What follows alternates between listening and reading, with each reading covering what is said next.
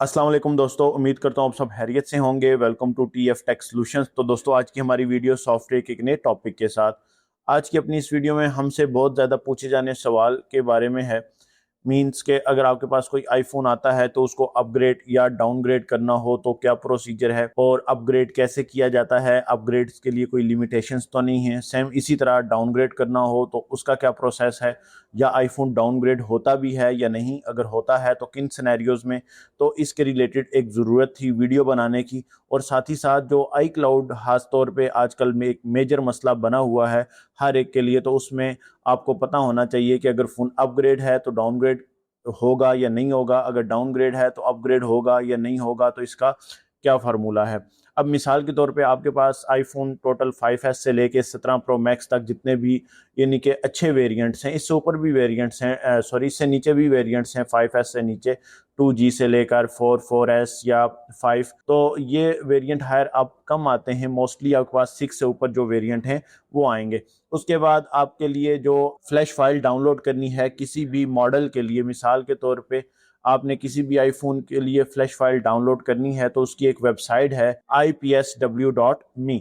ipsw.me एक ऐसी website है जहां से आपने किसी भी फ्लैश फाइल आईफोन के रिलेटेड डाउनलोड करनी हो तो आप डाउनलोड कर सकते हैं। जैसे हमने लिखा ipsw.me गूगल पे आकर, और सिंपल यहाँ पे एप्पल के रिलेटेड प्रोडक्ट्स आपको मिलेंगी जिसमें आईफोन, आईपैड, मैक और बाकी चीज़ें शामिल हैं।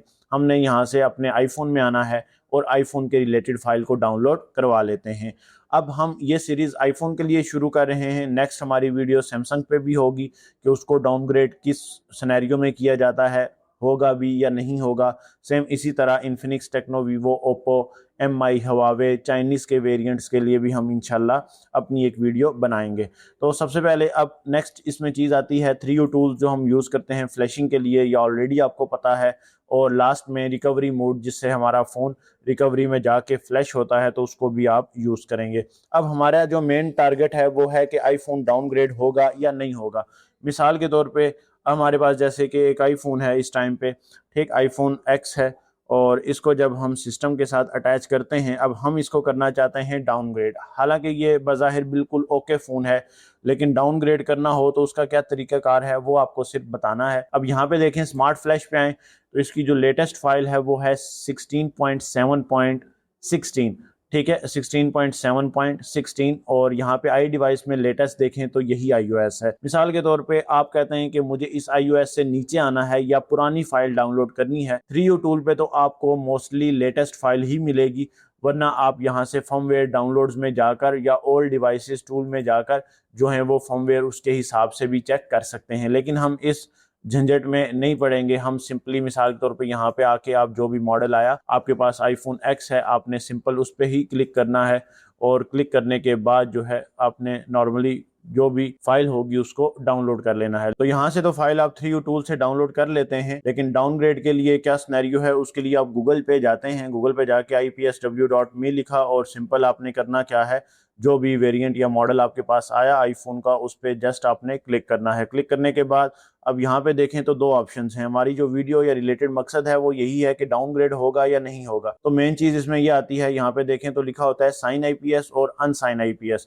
एक चीज़ ध्यान में रखिएगा कि आईफोन कभी भी डाउनग्रेड नहीं हो सकता, लेकिन डाउनग्रेड सिर्फ उस शर्त के लिए है जो IPS या जो फाइल्स उसकी अनसाइन हो चुकी हैं एप्पल की तरफ से। मिसाल के तौर पर जैसे आपके पास आईफोन X है, जिस तरह मैंने आपको एक एग्जांपल दी 3U टूल पे, उसी को हम अगर यहाँ पे लेकर चलें। अब यहाँ पे आईफोन X ग्लोबल और आईफोन X GSM दोनों वेरिएंट्स हैं, जिसके हिसाब से आपकी फाइल डाउनलोड होती है, उस पर क्लिक करेंगे सिंपल। अब हमारे पास जो लेटेस्ट था 3U टूल पे भी देखें तो वो 16.7.6 था, और लास्ट में हमारे पास ipsw.me पे जो लेटेस्ट फाइल थी वो भी आपकी यही है। अब आप इसको करना चाहते हैं नीचे वाले वर्जन पे, तो इस टाइम देखें तो 16.7.15 जो है वो अनसाइन हो चुका है।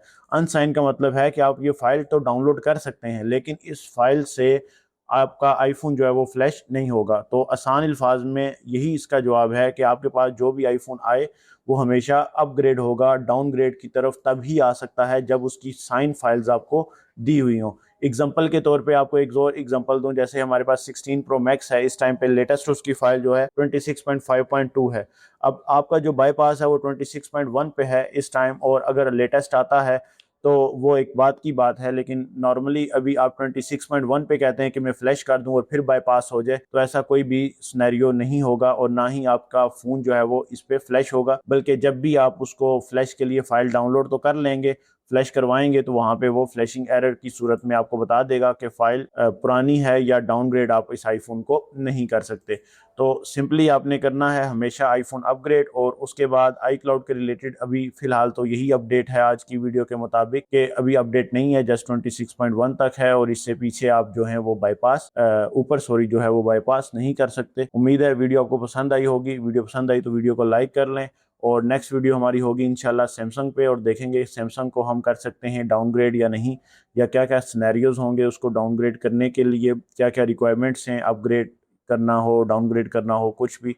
और उसके बाद इंशाल्लाह हम चाइनीज़ पे जाएंगे। तो मिलते हैं नई वीडियो के साथ, तब तक के लिए खुदा हाफिज़।